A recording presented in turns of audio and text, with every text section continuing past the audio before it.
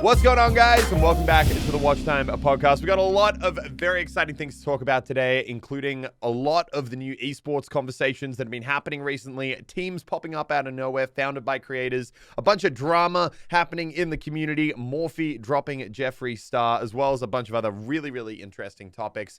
Grace, how are you doing today? I'm good. It's a Monday night now here. But it's been a little bit of a hectic weekend. We've had a bunch of campaigns going live over the last few days, a few new game titles releasing, which is exciting, but generally means for a few sleepless nights as well. But that's okay. How are you going?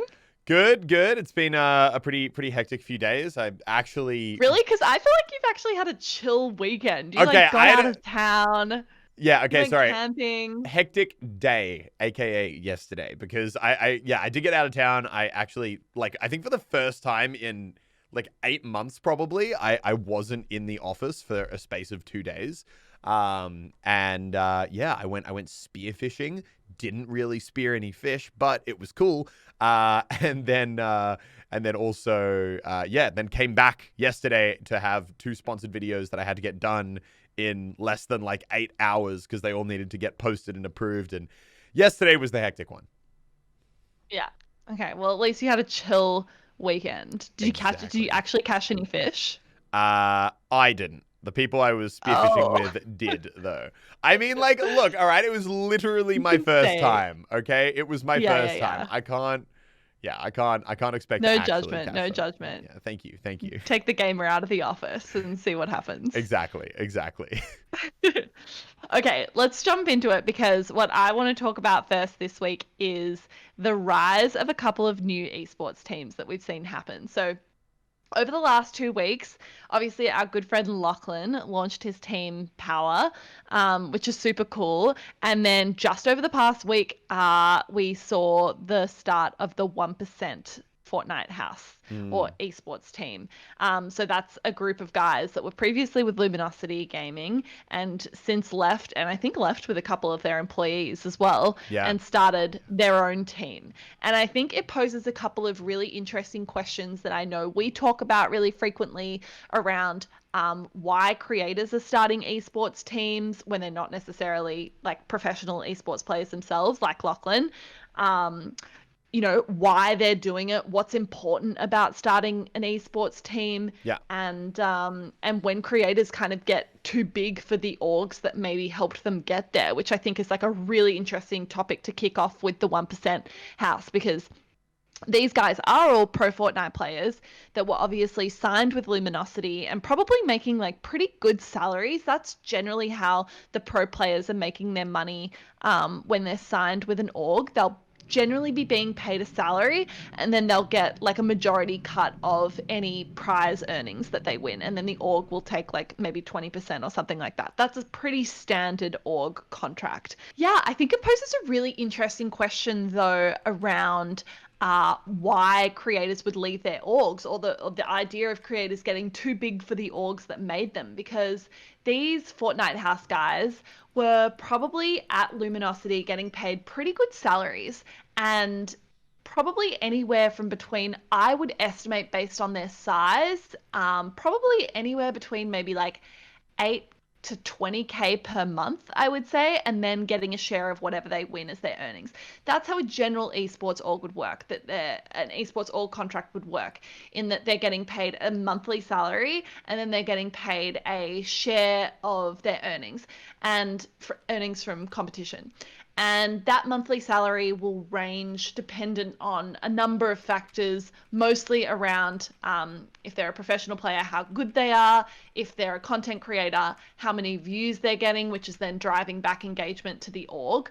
But obviously that's a really great salary. But I think it's really interesting to think about, when does it get to the point where, when you get started, joining an org is giving you a certain amount of clout and legitimacy, and then at some point, when does the table turn, and then suddenly the creator realizes that perhaps they could have more success doing it themselves. Yeah, I think the interesting thing is, when I think about it, is what their motivation behind making it is. Because I think that it's undeniable. I actually think by and large, the most successful orgs out there are the ones that are started by creators. I mean, if you actually go all the way back, the first orgs that were created were done by creators. That was like FaZe Clan. FaZe Clan was purely started by YouTubers. And then I think it kind of is now going back in on itself a little bit, where it then went through a phase where it was all the companies making it. And then I think YouTubers and content creators and pro players in general, I think, and I don't know whether it's specifically because of Fortnite, but I feel like Fortnite's definitely where it became a much bigger thing, where it's really kind of like blurred the line between what it is to be a pro player versus a content creator. Like back in the day when esports first started, it was really like most pro players weren't the biggest personalities. You know, their names might have been known, but they weren't at the forefront of content at all. Whereas now it is absolutely like the biggest thing. Like I would say the vast majority of pro players in Fortnite who are like at the top of their game are also huge content creators. So I think it's kind of now allowed them to, where it used to be you needed to get a blend of the pro players and then the influencers to help kind of like push them up and give them a bit more attention. Now it's really just like they're like a multi-tool. They've got the influence, they've got the skills at the game, they've got like pretty much everything. And I think they've now realized that they can kind of do it all. And that I think it's almost like, I don't know the right way to put it, but you know, like how people always say that legal language is made excessively like complex sounding because lawyers want you to think that they're the only one who can do their job, when in reality, you know, it makes it harder. I think that's kind of like esports. I think all these like orgs wanted people to think that they were the only ones who could do it. And I think now people are, they're like, what really is an org these days? Yeah, though, you know, true, it's kind of like, true. It's like, kind of like, it's a few people and you've got branding and sure you put out products. But other than that, like, yeah, I can like, you know, give someone a contract to go and win games with my name. Like it's not as complicated as it once was, I don't think. Well, I think you're definitely right on the point that you just made there. And this is what I kind of want to like hear your thoughts on. But like, what is an org and what is important to an org? Because if you think about it, I feel like orgs back in the day, or not even back in the day, but probably more game dependent, like you needed an org. There was a lot of like hurdles to cross in terms of entering competition, that sort of thing that were required for starting an org. Yeah. Now I feel like with Fortnite, especially, Epic has just completely democratized that whole process. Yeah. And now it's like, you don't need to necessarily be with a team or, you know, register for all of these certain things. It's like, if you're a good player, you have the ability to play in like the cash cups or whatever they're putting on. So I think it like definitely raises a question like, what is an org and what's actually important to an org? Because beyond that, beyond your actual pro players, when you see orgs starting now, and I'm thinking about like the 1% team and I'm thinking about like Team Power, like they're clearly talented and they've got some great players on their rosters, but what's actually the play? You know, like, is the play that they're going to be the best at Fortnite in the world, or is the play much more around, we're going to build individual like channels and creators and do merch and do content and that sort of thing? And like, you look at companies like 100 Thieves and FaZe, and that's clearly what they're focused on. And I think like, if you ask a lot of people in the gaming industry, I don't know if anyone knows how 100 Thieves teams performed this year or how FaZe performed this year. And I think as well, like, do 100 Thieves and FaZe even care that much? Like, is that what the play is? Yeah, no, I think there's like definitely a diehard segment of the fan base. Like some people I'm sure follow them because they care about how they perform. But I think you're right. I think the vast majority of people are very much more invested in the brand than they are in the team's actual performance. It's much more the personalities behind the org. But I think what's interesting and kind of like a bit of a weird truth is that like orgs these days, and I think they reach a level of complexity after they reach a certain size where this isn't true anymore. But essentially, you know, like 1% and Team Power, like they're just a YouTuber group. Like that really is like they're a YouTuber group with a like esports flavor to it in my opinion. Like realistically, in terms of the like what they actually function and put out, it's like you're putting out merch and you're creating content to entertain people. That is the vast majority of what these things actually do, right? Like, and sure, like you play in competitions, but that isn't the core of what you're building and what your business is. You're building a brand around a group of content creators. Totally. That is ultimately what it is. Yeah, it's starting an esports. I think that's definitely the distinction. Yeah, starting. Yeah, but I think even with like, I would even say with Click and Sidemen, they're built like they were brands, like absolutely. I think that there really isn't that much distinction between like a lot of these like YouTuber orgs that get started and, like groups like Click. Yeah. Well, I guess it's like for the orgs themselves, I think it used to be considered that you needed all of this infrastructure. And say, for example, you want to be a pro COD player or you want to like have a COD team. It's like you need to be an org. You can't just randomly start playing, in these huge tournaments without that backing and without the infrastructure that comes from one of those teams. But I think Fortnite, really kind of changed the game with that, which is probably why you're seeing more of these orgs just pop up because they literally can just pop up.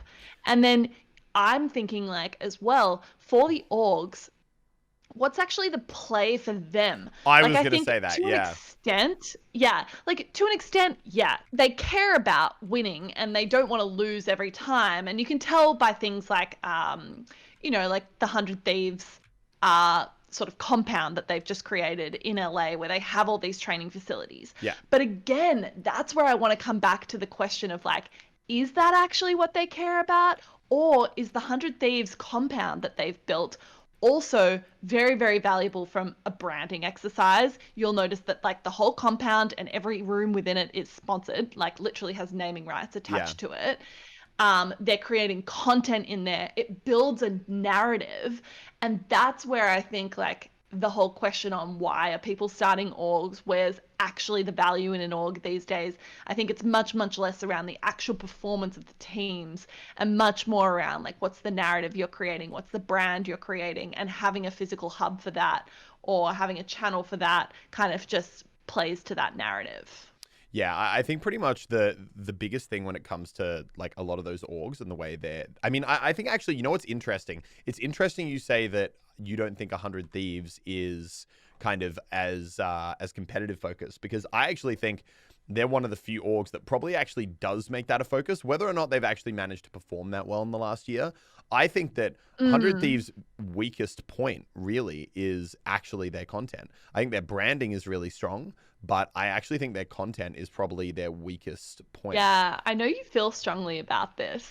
Yeah, I think it's been improving, but you do look at their channel and it's like they fluctuate from 20k views a video to like 500k views a video. Yeah, well, what's really interesting, and I guess actually, we'll finish this topic because I've got the next one I really am interested in talking about like mainly Team Power and like and also 100 Thieves, but it was based off something Andy said. But do you have anything else on the like, kind of what you think their strategy is before I divert us onto the next topic? Please divert us, please. Okay. So what I just found super interesting is a comment that Andy made, which I think is interesting, which is building, because I would say in terms of esports orgs that are run like companies versus ones that are run, like the whole creator vibe, I would say Energy is probably one of the best examples of that. In terms of like, I think For those that didn't listen last week, the Andy Elliott's referring to is Andy Miller, who we interviewed on Watchtime last week. It was a brilliant episode. So many interesting stories. Definitely go and listen to it if you haven't already. Yeah. Such a good episode. But I remember he made a comment which was it's like the biggest thing that he sees as an issue if he looks at an org like 100 Thieves is how tied it is to kind of like one individual creator or like one person behind it. Yes. And I think you can see that in 100 Thieves content, where when people think 100 Thieves, they're like, oh, Nadeshot's org, right? Like that, like it's his thing, which is a problem because it means that, you know, like if Nadeshot ever gets bored of it or he steps away from it, or even if there's an aspect of the org that doesn't involve him heavily, then it means it's not going to succeed as well. And I think that you can really see that in 100 Thieves content. When you look at their content, if it's like, it really is the Nadeshot show. When you're looking at, or you know, Nadeshot and Courage, when you're looking at, when you're looking at like the content they do, what performs well, what doesn't perform well, it is like the difference between if it's a piece of content that involves Nadeshot versus if it doesn't, it is night and day. Because people aren't, I don't think, as invested in the overall team. And that was actually my only real like thing that I was like, I questioned a bit when Lockie started Team Power, was that obviously his name is Lachlan Power, Team Power. It's like the team name is literally his name, which I wonder. Which you know what? And he's very lucky. It wouldn't be like if I called my team Team Watkins, because that's really specific. Like he's lucky. He's got a pretty dope ass. Yeah, he's got a pretty like dope ass. Sick name. It's a sick name. Yeah, it's a sick last name. You know, like so he is lucky in the sense that I think it's not like it couldn't exist without him in a branding sense. But I am interested to see if he's able to really kind of build the brand out. In a way that, you know, kind of doesn't, it's not just Lachlan's team. That it's not like Lachlan and these are the friends that I brought along to, you know, play video games with. Like whether or not, if he's gonna, because I think right now that like their content is obviously doing super well, but it's almost like how, you know, if Lockie were to start like a second channel, you know, that would go well. And I'm not trying to like diminish away from what they've done, because I think they've actually done a really, really good job with it. But but I'm saying that I don't know whether you can immediately be like, okay, so now the org is, as it exists, like a big success, or whether I think it goes back to that point around why are creators actually starting orgs in the first place? Yeah. Like, why did Lachlan want to start Power? Why did Nadeshot want to start 100 Thieves? Why are these Fortnite guys not just taking a nice salary and actually trying to build a name for themselves that's not their own personal name? And I think for me, it's 100% a smart move. It's not an easy move, but it's definitely smart if you can pull it off, because for me, it's around the fact that creators have a lifespan, and that's a really harsh reality to say, but it's true. It's not like me. I'll be doing YouTube till I die. No, but like at the end of the day, it's a career, and while it's a great career, it's a career that's 100% based on you. Like no one else can come and make videos for the Muselk channel. Like you can't ever delegate that responsibility. You can delegate the editing, you can delegate whoever's making your thumbnail, but you can't delegate the fact that every day it has to be you behind the camera. And while that's great, and that's obviously half the point, it also poses a question that a lot of these creators, when they get into it, are like 18, 19 years old, and they'll do it maybe for 5, 8, 10 years, but at some point there'll come a time where the content they're not making or the game they're playing kind of loses relevancy, and people, that fluctuation in views and therefore income will go up and down. And therefore, I think what a lot of people are trying to do by creating these brands or creating these orgs is creating something that actually isn't 100% reliant on them, and that will stand the test of time, and is a project that they can invest in and use some of, you know, their audience to then leverage into something that is hopefully, and best case scenario, bigger than themselves. Yeah. And that's where I think, like, you know, Lachlan's done a great job. It's where I think like Nade's obviously done a great job, although he's, you know, clearly taken on a lot of VC funding, which means he probably doesn't own like a majority of 100 Thieves anymore. But yeah, I think it kind of goes back to like, why are they starting it? And they're starting it because they probably want to build something that isn't 100% reliant on them, but it's hard. And like, I think you still think of FaZe and think of FaZe Banks. You still think of 100 Thieves and think of like Courage and Nadeshot. Like, I think it's very, very difficult to draw that distinction. So the people that can do it, it's almost like the biggest strength.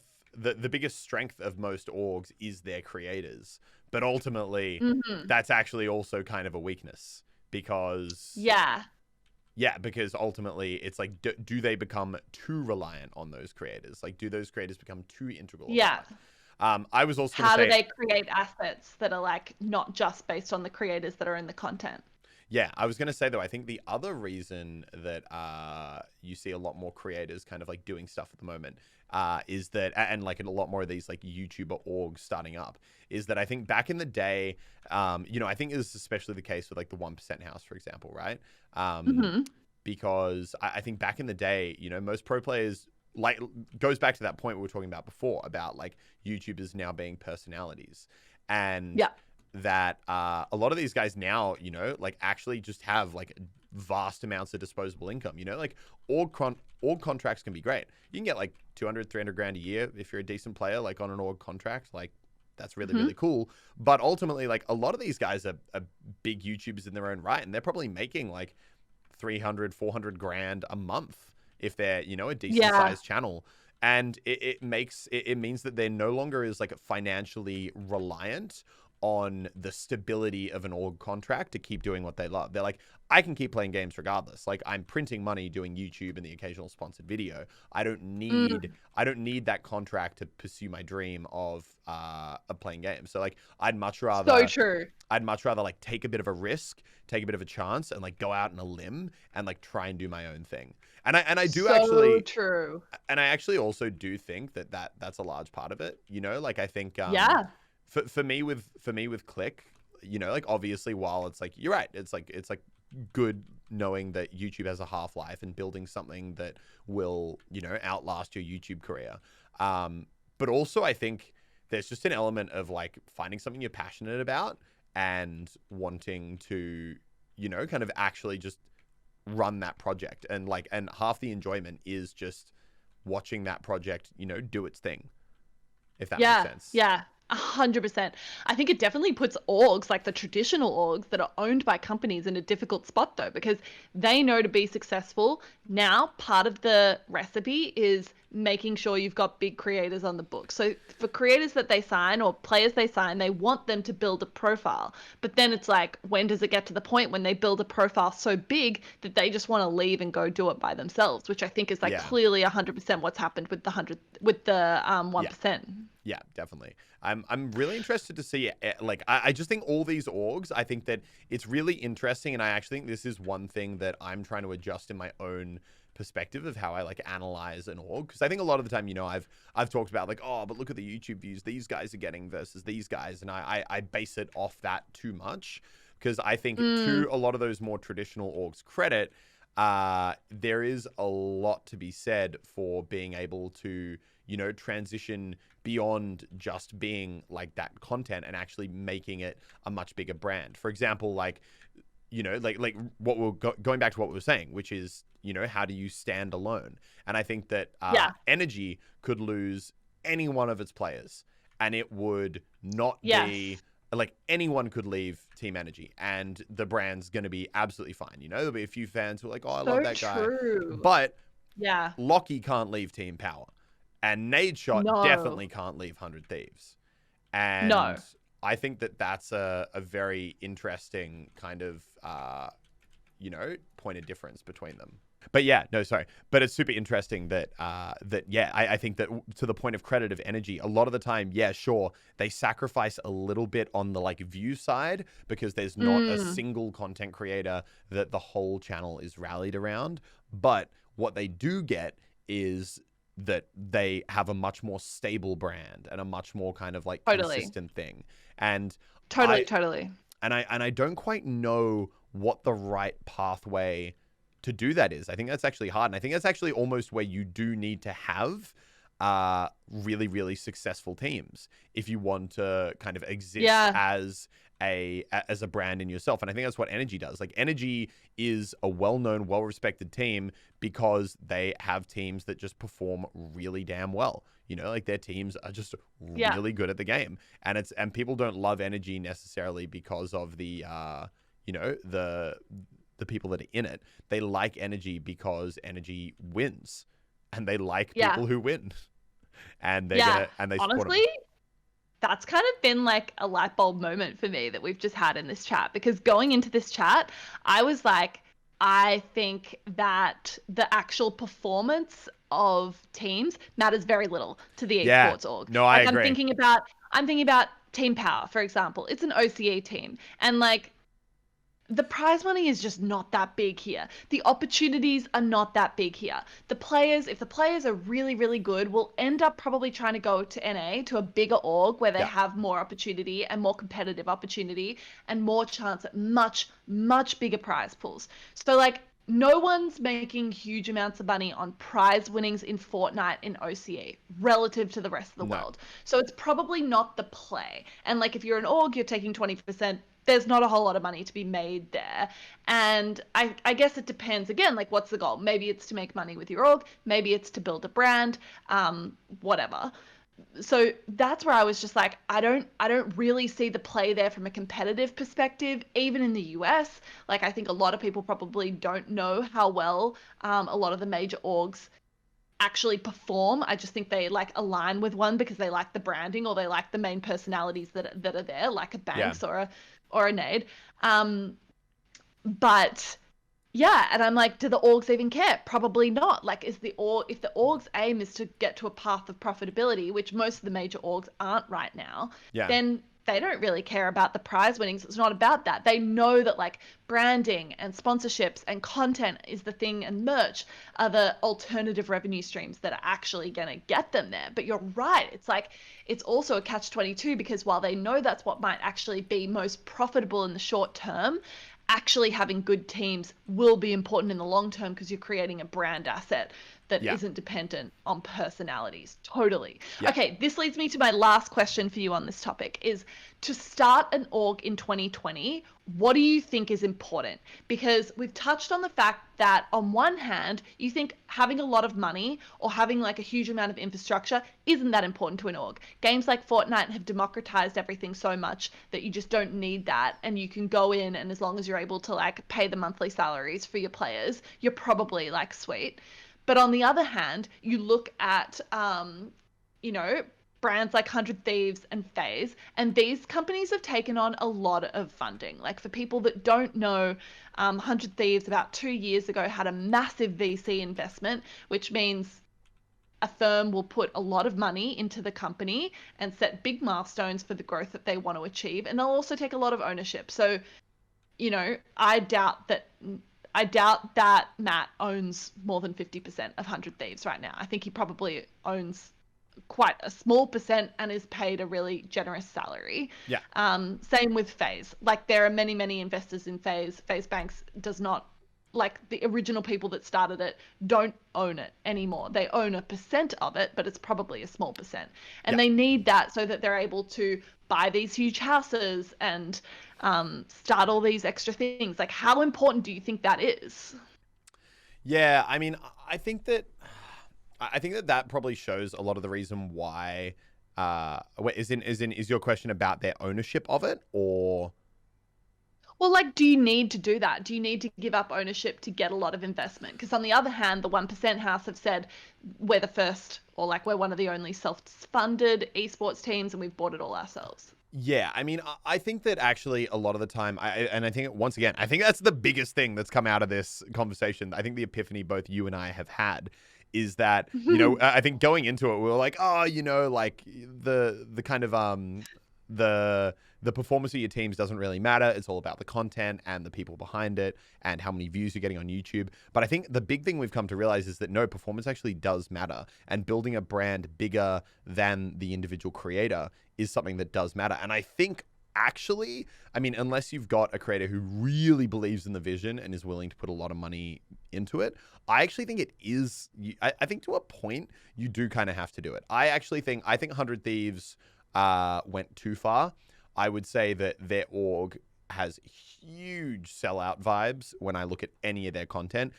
You cannot look at anything 100 Thieves other than their merch, but even their merch now is a little bit, without seeing Cash App or, another sponsor Rocket Mortgage. Or Rocket Mortgage, and it's kind of like, and they're not even like necessarily cool sponsors, right? Cash App's okay, but like Rocket Mortgage, it's not like if you're like, oh, we're sponsored by this energy drink, it's kind of like not. Yeah. They're sponsored by Chipotle. That's pretty cool. Okay, that is cool. But Yeah. the point being that I actually think that, especially if you want to build the more brand side of stuff, that I think I think there are certain decisions that need to be made, and I think sometimes they're hard decisions, but that it goes back to that thing of like, it's better to have a smaller slice of a much bigger pie than have like the whole pie if it's just tiny, and I think that 100%. and I think that I don't necessarily, and once again, we have no idea what the numbers are or any of the details behind it. I don't know if Nadeshot did it perfectly, but I definitely don't think that 100 Thieves would be the size that it is now if he hadn't done stuff like give Drake equity in it. No way. And I don't think Drake probably like even knows really what 100 Thieves is or really engages with it at all out of that first post that he did, which was kind of like a sweetener of the deal. But I think that it's still... it was still important and really grew their image. And, they were already seen as like probably one of the coolest brands in esports. And that really helped build that.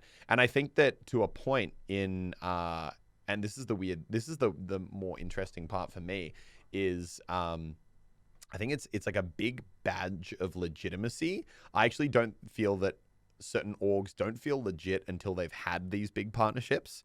Because I know for me, when I'm like, oh, wow, that org did something amazing, it's not because they won a tournament at a game. I'm like, oh, good on them. Like, that's good. But it's when I see, like, Fnatic partnering with Gucci to make a watch. I'm like, that's what? Fucking cool. I'm like, that's some mainstream stuff, and that's ridiculous, and that's what big brands do. And I think that that's the same with, I think, like, seeing Chipotle and 100 Thieves. You're like, oh, wow, that's like a big endemic brand that is partnering with them on a really close level. And I think that that's very impressive. Yeah. Damn, good chats. That was a good little analysis from you, Elliot. Yeah. Oh my God, you've actually made me reconsider everything I think about esports though now. I was like, performance doesn't matter. It's all about the influencers behind it. And now I'm like, fuck the influencers. Build a brand. But not actually. I think I think it does show that the balance between both is super important. Definitely. Yeah. Very keen to hear, like, if you're listening to this or you're watching on YouTube, like, leave a comment on what you think, like, what your perception is. Because I think Elliot and I obviously see this from a lot of detail, like, from inside the industry. But I'm really keen to see, like, what you guys think about it from outside. And final thoughts on it. I wonder if all these YouTubers starting orgs is really starting to dilute the meaning of an org, if that makes sense. Like for me, I would say 100 Thieves is a fully legitimate big org. I would say, and like they feel like an org. I would say, same with like Energy.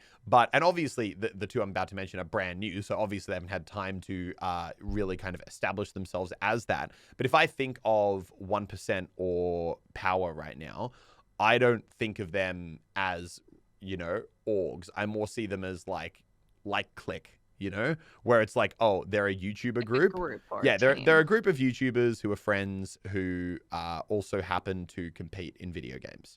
Like that's honestly more what it feels like right now. And I think if you actually look, if you look at the they've content, been around for like 2 weeks. Exactly, so exactly, and that's what I mean. It takes a little while. Give them credit. And that's what I mean. Like I don't. But I would also say that probably. I feel you. I don't think FaZe feels necessarily like an org. I think they feel more like a gaming brand. But once again, I think that like.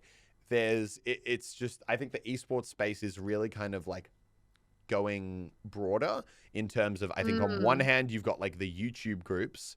And then on the other hand, you've got, like an Energy, which is just like a really corporate, well done, run like a, baseball team kind of company. Yeah. And then I think you've got, FaZe Clan about here and, Team Power maybe more towards the content side, obviously, once again, because they just started. But you basically got this full dynamic spread all the way across from the really pro-run ones to the fully influencer-centric ones. And it's just interesting seeing how everyone's kind of like doing their own take on how to do esports. Yeah, 100%. It's like, is it an org, but actually doesn't even matter. Exactly. Very interesting. Okay, that was good. Moving on, I want to talk about Morphe and Jeffree Star. So after much controversy, which we touched on a couple of weeks ago, it seems as though Morphe has dropped Jeffree Star completely, which was like pretty controversial given they were a major partner for him. I was going to say bit of context quickly more because I feel like if we got not every guy knows all the makeup brands. Morphe is, and correct me if I'm wrong, Grace, a giant makeup brand that essentially was a distributor for Jeffree Star's individual makeup line. Yes. Major distributor. He had a big contract with them, and there was like some rumors that he was actually a silent partner or like a part owner of the Morphe brand, which it seems like he probably isn't given that they dropped him. But I think, like, for me, the interesting question that this poses about the industry is like the fact that brands now have to be really switched on to the behavior of the creators that they work with. And it's a really interesting thing because brands have to align with influencers, and that's super powerful for them. But at the same time, it's risky because at the end of the day, these influencers are just people and they can go rogue and say all different sorts of things. And I think this is an example where that's happened. And I think it like kind of leads on from what we were talking maybe a couple months ago about like H3H3 and people calling out different people's sponsors and saying like, can you believe that this brand sponsors this person? And suddenly you're not just questioning the ethics of the creator, you're questioning the ethics of a brand to align with that creator. And not only that creator, I actually think whenever this kind of stuff happens, it's really damaging to the like YouTuber influencer industry as a whole. You know, it's like it's very similar to how the initial adpocalypse started. It wasn't that everyone on YouTube was running wild doing horrible things. It was that PewDiePie said the N-word and suddenly there was a conversation that, oh wow, our ads are put on content that we don't fully control or understand, and we can't guarantee that it's going to be, because, you know, I think the biggest thing about corporations is they are meticulously controlling, you know, in everything that they do. They're always like, everything needs to be just the way it should be. And that's like super important to all of them. They need to, you know, the brand messaging before most big companies do a tweet, it gets run through like 8 different levels of, you know, the company to make sure that it's all on message and approved. So suddenly, if you're kind of putting your brand in the hands of a creator who, you know, might be an okay person, but they're definitely not going to be as refined as what you're as what you would normally do, then that's scary. Which is partly the beauty of it, but is also scary. Yeah. Oh, exactly. And I think that it's just a really hard trade-off. And I don't know what it's going to do. I'm curious to see how it all gets affected, because I think that obviously there isn't a scenario where a brand can really be like, I'm not going to work with influencers at all. I mean, there is, but they'd be shooting themselves in the foot. But I also think that this is really going to make brands like question and probably think a little bit harder about who they partner with. And I think that there are some like Morphe dropping Jeffree and Shane.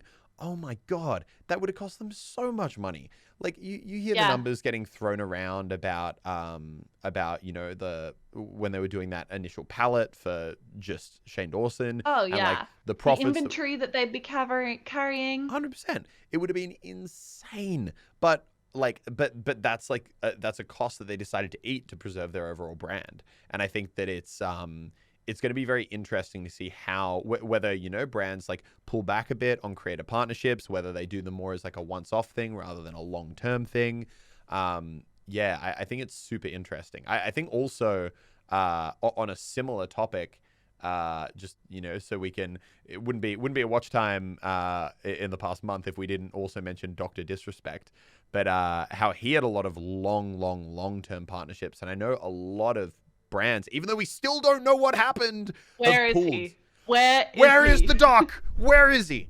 But seriously, I haven't forgotten about it. I feel like it's gone quiet over the last couple weeks. I wake up every morning and I'm like, why aren't people still talking about this? I need to know. But yeah, like a lot of his more long-term brands, I believe, pulled their sponsorships with him, and he got dropped by his management company. Really? So yeah. What is it? OP? Is it OP? OP Talent? No. Yeah. Loaded dropped him. Oh, really? Yeah, I believe so. Let me... Wow. Okay, that's interesting. I haven't clued up on that. Yeah. I think it's unbelievable. I think it's unbelievable that we still didn't know. I'm going to eat my words from a couple of weeks ago when we did the episode on him, because I'm pretty sure I said we don't know now, but this news always gets out public, and it still hasn't. So, so I'm to me, bloody fascinated. To me, the indicator that he's definitely, and so I feel like we've really segued onto this topic, but it's Dr. Disrespect. I'm going to talk about it. But the thing that really is a giveaway to me, more than anything, that he has definitely done something like bad of which there is evidence for, and it's currently probably just being kept really private, is the fact that his management dropped him. Because I feel like management would definitely be in the behind the scenes. They would know what happened. And I feel like if there was even a shred of doubt, management is always going to be like, okay, we'll back you and get this cleared up. Yeah, 100%. But management is not normally, like, brands are very quick to like cut someone loose if there's any kind of controversy. But I don't think that management companies are. So I think his management company cutting him is an interesting one. Yeah, I think management companies are there to align and have the creators back. Generally, under all circumstances, you should be partners together. So the only reason that I could imagine a management company really dropping someone is if they like either had a massive falling out or that they just ethically don't align with the creator anymore, which probably is an indicator of that. So yeah, I still want to know though. I'm not satisfied with that as an answer. I know. I need to know more. Oh my God. I actually had a nightmare and I was like, what if we never found out? What if we never found out? I don't believe that could possibly happen, because there'll be some guy who's currently working at Twitch that knows, and he'll leave in a year and he'll be drunk at a party and he'll tell someone, and then that'll spread. But it's actually a nightmare You scenario. hope. Yeah, oh my God. But it is like a nightmare scenario to me that I might not know. I'm not good with not knowing. I can't. I don't do it. I can see the stress on your face right now. Oh my God. I hate not knowing. I hate it. Okay, if anyone has any conspiracy theories, please let us know. Yeah, just send them to me. I'll just breathe them in. I don't care if it's true or not. I just want something slightly believable that I can just eat down on, you know? Give me a scrap. Oh. Anyway. Dude, is TikTok being banned? Yeah, this is so okay, but here's the thing. I almost feel like it's just the big talked up, overhyped thing at the moment, where everyone loves drama, and you know, a little bit of something happens and suddenly everyone likes to act like the world's ending. And I think realistically, TikTok was banned in India, correct? Mm-hmm. India and China. A couple of Asian countries now, yeah. Yeah, India and China, like, not the biggest fans of each other, especially right now after they had that little skirmish on the border where, you know, like I think 20, 40 people were killed. And this happened like a week after. They banned TikTok a week after that. So it almost feels a bit like punitive from India's perspective. But also like, I think the privacy concerns are real, but also I think number one, there's a lot of things taking your information a lot more effectively than TikTok is. And number two, I think if there were privacy concerns that extended to a point where like America or Australia or these big countries were like, okay, we're going to like ban TikTok, I think TikTok would be like, no, it's fine. Like we've done this, you know, like this is, I think ultimately the business of TikTok is too big that they're not going to risk losing everything just so that they can see what the last thing people copy pasted is, you know? Yeah. I think it's interesting. I'll be sad if it leaves. I'm self-proclaimed love TikTok. I think it's a brilliant app. I think it's one of the best social media apps to start in the last 5 years. Maybe all these like short form video apps are just cursed, you know? Think about Vine. Like Vine was popular and it shut down. It couldn't sustain itself. TikTok's popular and now it looks like it's going to be shut down because they can't stop snooping into people's private stuff. You know, like, well, you know what's interesting is when the news about the security concerns about TikTok came out, the other short form video apps that are out there, one, what do we call it? Is it Byte? What's it called? Starts with a B. I don't really watch any others. We spoke about it like back in February. One of them there was like 3 other short form video apps, and they all shot to the top 10 of the App Store Really? within the couple days of the security concerns about TikTok coming out happened. So I found that like super interesting. I just find it so funny though. Like to be honest, I don't know. For me, right? I'm like, I literally don't care. I'm like, TikTok, my life is not that interesting. You want to know where I went this morning? I went to the cafe, I got a coffee, I came into the office. You want to know like what my browser history is? Cool. Probably not that different to anyone else's. Like, I don't think that unless they're literally logging into my bank account and taking all my money, I just don't think that my life is interesting enough that I really care if anyone takes it. Now, on principle, I understand that it's a problem, and like I can understand like high level security concerns and how it's a runaway issue. But to be honest, I just like I don't on a personal level. On a personal level, I'm not that interesting. I'm just flat not, man. Like, and I really wonder like who is interesting enough that like that. TikTok taking their information is a genuine concern. I can understand Didn't Ninja tweet? He was like, I'm deleting TikTok. Yeah. I'm like I was like, damn, but sad for you. Yeah, even then I'm just like even like a Ninja, like what are you protecting? Like, I don't know. I don't think there's anything that I have that the Chinese government is like, we need to get that. We need that information. Elliot is holding this piece of knowing Elliot's route to work every morning will be crucial in our plans for world domination. I just don't think they care. I think the only other interesting question that it poses is around the diversification for creators. Like, you see Vine. Vine was an app that failed. And there are definitely like a handful, maybe 10 to 20 Viners that successfully pivoted to Instagram and YouTube and that sort of thing, and now have massively successful careers. But for the few creators that were successfully able to do that, guarantee you there were thousands of creators that were successful on Vine that didn't manage to pivot. And I think like that should be a lesson for the TikTokers, that if you're successful on TikTok, it's just not enough to rely on one platform these days. Like, I think you've got to work out how to diversify and how to make it like a long-term thing. Actually, I believe I've heard David Dobrik talk about this on one of his podcasts. He was just like, you've just got to be able to think about like what's the longer term play, because you can't, you can make money on TikTok for sure through brand deals, but only so much. You've got to figure out like, how can I actually make this into a career? Yeah. If that's what you want. Yeah, no, 100%. And I think those Vine people that did transition over, I mean, yeah, that's the difference between if you are someone who now probably has a huge career versus if you now just have this memory of when you used to be a Vine star and now you're kind of just doing a normal job.